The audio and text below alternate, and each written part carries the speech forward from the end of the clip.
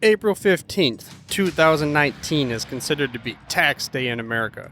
For many, this is considered a nerve-wracking time of year. Exactly 1 year before this pending doomsday, though, a ray of sunshine shone its light upon the podcasting world, forever changing the way we remember the history of the NFL. Because this was the day the Football History Dude podcast first launched. This happens to coincide with the upcoming season of the NFL, even though it wasn't planned that way. For you see, this upcoming year, the NFL will celebrate its 100th season. Welcome to the Football History Dude podcast, where each episode is a journey back in time to learn about the rich history of the NFL. Your host is Arnie Chapman. Football is his passion, and he wants you to come along with him to explore the yesteryear of the gridiron.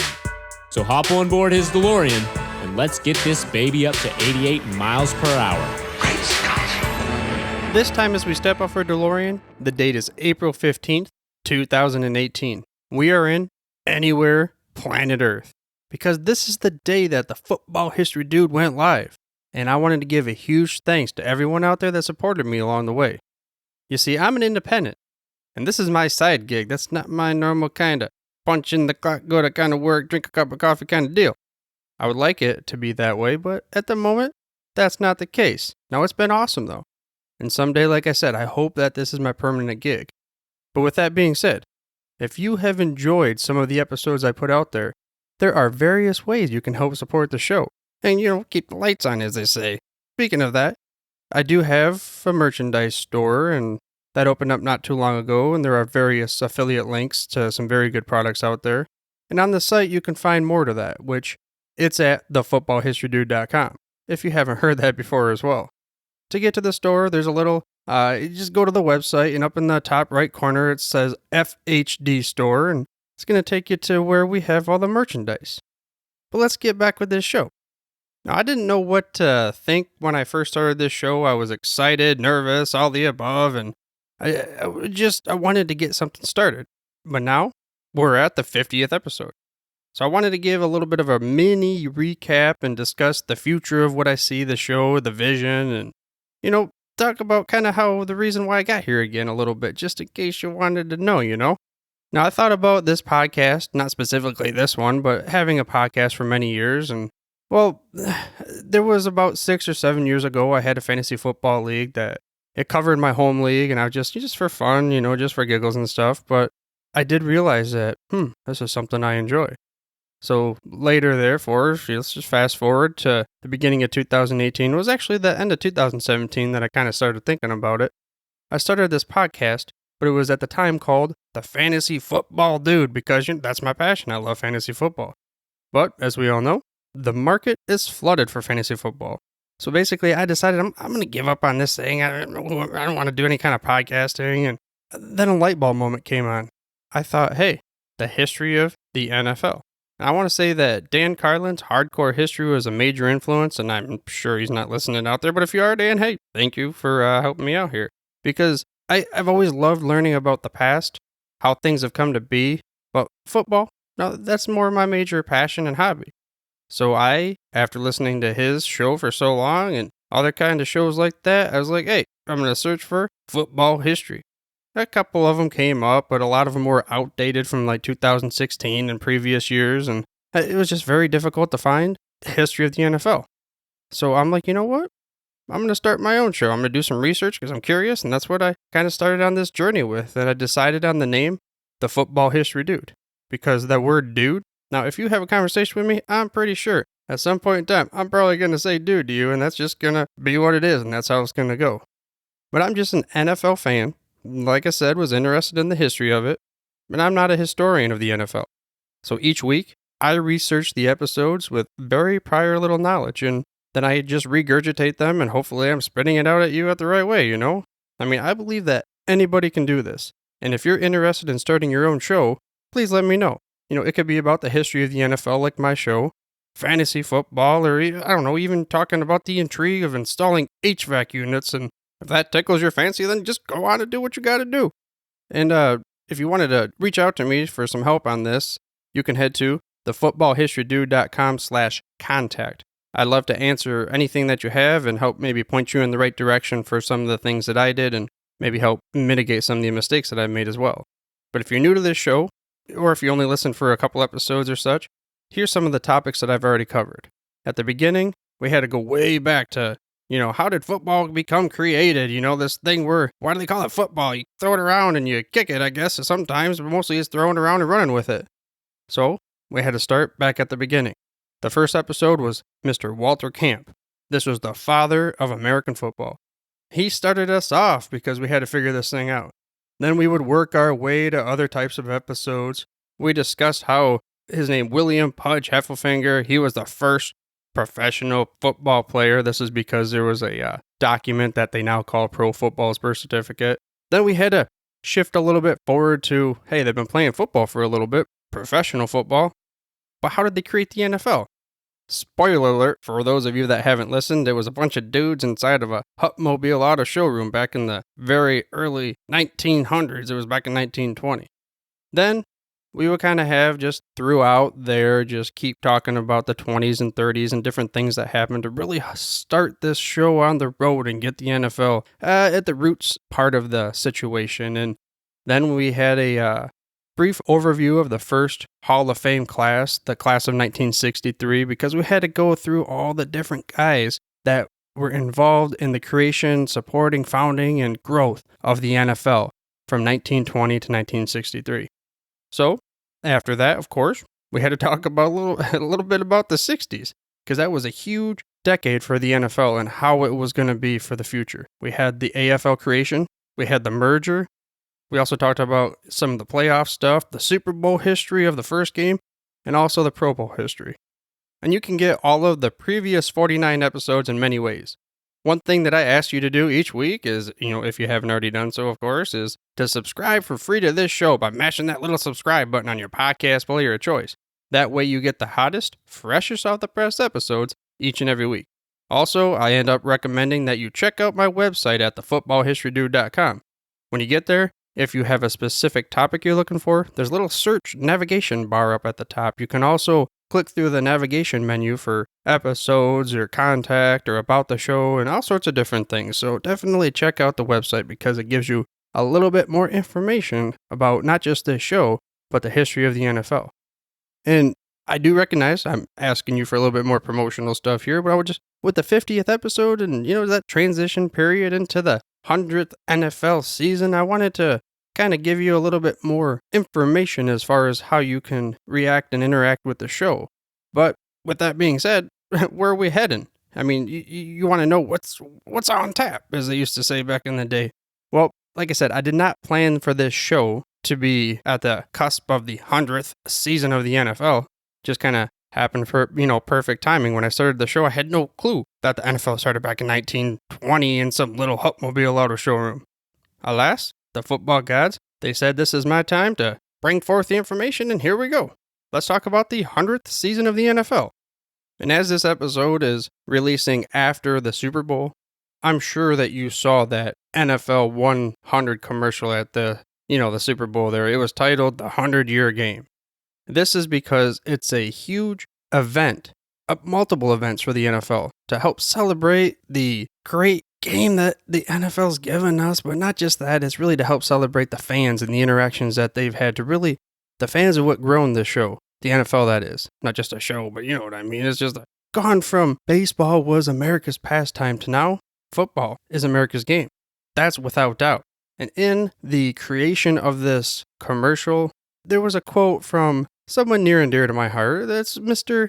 Hall of Famer Barry Sanders, kind of explaining his experience of creating this commercial, and it went as such.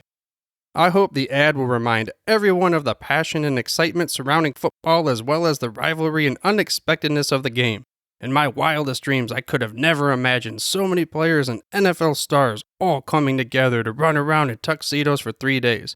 The energy and camaraderie across generations on that set as we filmed was incredible and bodes well for what fans can expect in the NFL 100 celebration ahead. Like I said, it's a little near and dear to my heart. As many of you know, Barry Sanders is the, with a few different E's, reason why I'm so passionate about football. I mean, I had my grandpa that had the, forethought to bring us all into the family as a football family and all that kind of thing. But until I was able to watch Barry Sanders juke dudes out of their jockstraps, I wasn't hooked like I was after watching that number 20 just roam around the Silverdome and just make everyone look silly. It just gives me a little bit of chills reading it, though, because it could have been so much more. He should have the record, and I really wish he would have got the Super Bowl. However, we still have a chance. Hopefully, Detroit Lions, let's bring me home a Super Bowl one of these days. And I always talk about, give me your favorite football moments. The time that you had playing the game you watched, the person you idolized, the legendary play that you watched, and where you were, you remember it exactly how it is. Well, let's give you a football history dude football moment for you. Now, in high school, I signed up to be a running back because growing up, I was Barry Sanders until I realized that I was not Barry Sanders. So these coaches, now in training camp, take a little offense to this, but the coaches would always joke, you get hit in the hole to get past the first line wave and hit up on the linebackers and stuff. They'd always go to me, January, February, March. I'm like, dude, come on, man. They're like, I'm a sundial, hitting the hole. So henceforth, I got stuck on the offensive line, and therefore I was a lineman forever and then a linebacker, but still worked out. I had a lot of fun. And that kind of bodes into this whole NFL 100 and the festivities that are going to surround it with the local team venues and all the different levels of football from, little tykes up the way out to pro football, the NFL, and the Hall of Fame. Everything is going to kind of have the synergistic energy. And it's just going to be a cool year and season for all of us to be able to watch the NFL. Like I said, the NFL officially kicked off the festivities for NFL 100 during Super Bowl week. But it's going to run all the way up to the next year's Super Bowl. There's going to be activities and other unique celebrations throughout the year. And it's going to be at not just the big events, the draft and the regular season games and playoffs and Super Bowl. It's also going to be in each of the 32 teams' local venues. There's going to be various ways that they're going to celebrate the 100th season of the NFL. And there was a release that came out from Commissioner Roger Goodell that went as such. With fans at the center, NFL 100 will be a big family reunion for all those across the country and around the world whose lives have been enriched by the sport of football. Over nearly 100 years, the NFL and the game of football have continued to evolve and grow. NFL 100 is a chance to celebrate how far we've come and look ahead for the next 100 years. Now, I know I'm probably not going to kick it around on this rock that's spinning around the sun for another 100 years, but it would be sweet to be able to see how much has the NFL transformed from back in 1920 to how it is now? Just think about the digital age and how fast things shift from minute to minute, let alone year to year and decade to decade. I wonder what's the growth trajectory for the NFL? Now, even beyond that, what's the way that the NFL is going to get the fans involved? I mean, we already have these different, the Oculus Rift type thing or whatever else they have with the 3D, and you just, whoa, I'm on the field and that kind of thing. And there's just a lot of opportunity to now, with technology, be able to get the fans more involved. And with that being said, there's also another quote that came from Pete Abbatante, the chair of the NFL 100 campaign, that went as such. We've coined the term Fan Tenniel to serve as the spirit of the NFL 100 celebration. We're excited to recognize fans all season long with once-in-a-lifetime experiences, all while we pay tribute to the players, coaches, and teams that have helped create and continue to foster the NFL. So from a personal level, now this opens up this huge wide open door of topics for the show in the upcoming year, because we have to talk about the entire 100-year span of the NFL. Like I said, we tossed a few darts on the board, but there's a lot of different cool information that's out there for us to be able to research and just spit back out so we can learn about it. There's going to be episodes for sure from the past because it's the history of football, the football history dude. But also, I think we're going to get into a little bit of the future state of the NFL, trying to predict, yet also trying to be able to see where the NFL believes it's going to be. Then we can all have this discussion of if we think that it's on the right path or not. And I hope to, with this being part of the format, I hope that I can, begin to interview for the insights about how football was for someone that was firsthand, or also maybe someone that's involved with, maybe it's the television rights. I don't know, maybe it's the player personnel, the NFLPA. It could be a lot of different things, even the guy who's creating the different kind of graphics for the different sports channels, whatever it is. Just have these different kinds of perspectives, and fans from around the world even come into the podcast so we can start learning more and more from different angles. Another thing the NFL 100 celebration will have is a major philanthropic initiative, and it's going to launch at the draft in Nashville this year. It's intended to inspire everyone involved with the NFL to support communities. Now, something I have to say, though, is even though this is going to be very beneficial, the NFL and everyone around it does a very good job, I think, of supporting the local communities. Which brings me to another quote from Roger Goodell, and it goes as such. For nearly 100 years, the NFL has been part of the fabric of America, unifying communities and bringing fans together to support their favorite teams and players. We have the greatest fans in the world. Next year, we will join our fans in celebrating what this incredible game means to each of us.